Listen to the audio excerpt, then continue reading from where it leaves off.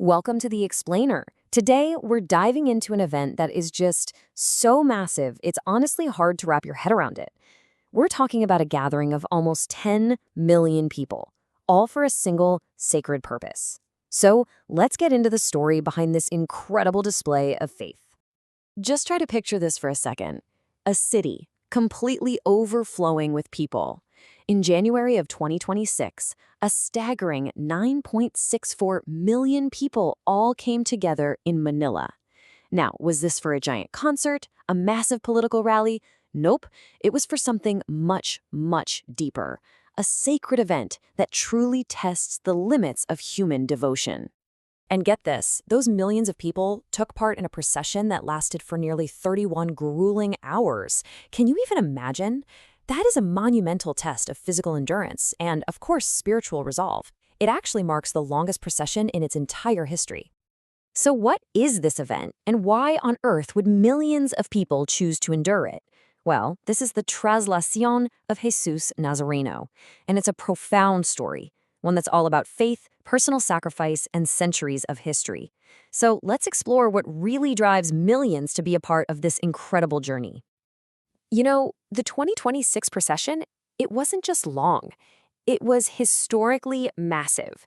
It completely shattered previous records, showing a kind of faith that, honestly, seems to get stronger and stronger with every single year. Okay, so let's really put this into perspective. Just look at these numbers. In 2024, you've got about 6.5 million people, and the whole thing takes about 15 hours. Fast forward just 2 years to 2026, bam, the attendance skyrockets to over 9.6 million. And the duration? It more than doubles to 31 hours.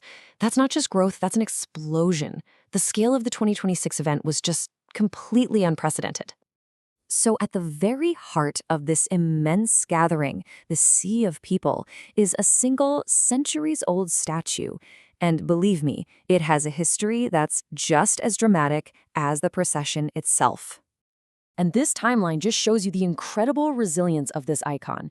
It first arrived way back in 1606 from Mexico. In 1787, we get the very first Traslación, which is the solemn transfer to its permanent home at Quiapo Church. Now, jump ahead to our time. The procession was actually canceled for 3 years because of the pandemic, but the devotion never stopped. It made a triumphant return in 2024, which all led up to the record-breaking event in 2026. I mean, this icon has survived fires, earthquakes, you name it. Now, here's an interesting and pretty important update. The devotion is always evolving. While the dark skin of the statue is, iconic, the church recently made a significant change. They've officially named the devotion Jesus Nazareno, dropping the word black. And the whole idea here is to shift the focus away from a physical attribute and onto the holy name of Christ himself.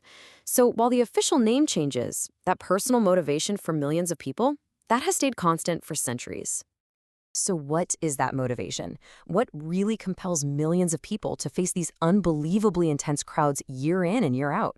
Well, the answer comes down to a single powerful concept that pretty much defines this entire event. And that concept is the panata. So what is it?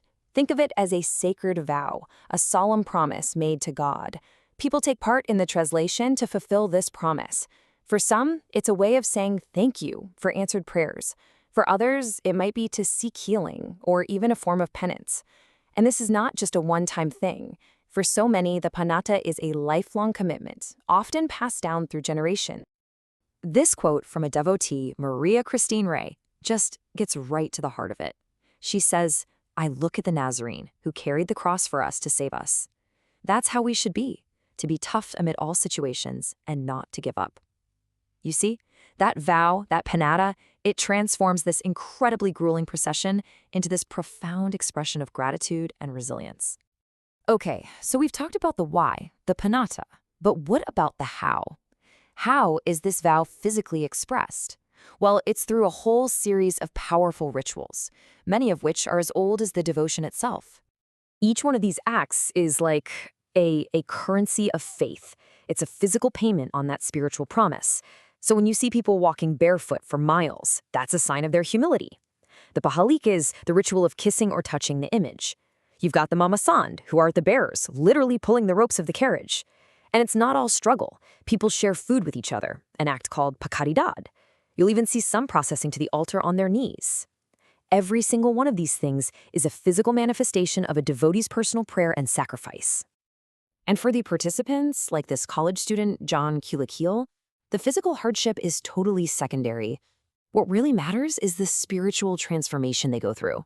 For him, the experience created memories he'll cherish for his entire life. It becomes a renewal of their faith. But here's the thing. The Traslación is so much more than just the sum of these individual vows. If you zoom out on a much larger scale, it represents a powerful, collective story about the Filipino nation itself. And this is really why it matters. The procession has been called a national allegory. It's like this imagined community, where for one day, all the usual divisions in society just dissolve. It doesn't matter if you're rich or poor, young or old. In that sea of people, you are all just devotees, bound together by a shared struggle and a common faith. And that creates this profound sense of unity. It really leaves you with a powerful thought to end on, doesn't it? In our modern age of digital distraction, where everything seems to be pulling us apart, what can a centuries-old tradition of collective sacrifice teach us about faith, about community, and about simple human endurance? It's a testament to a faith that moves millions, not just through the crowded streets of a city, but through life's greatest challenges, together. We really hope this explainer gave you a deeper understanding of this incredible display of faith. And hey, if you found it helpful, inspiring, entertaining, or informative, please do us a solid and share, like, and subscribe. Watch for the next upload. Thank you!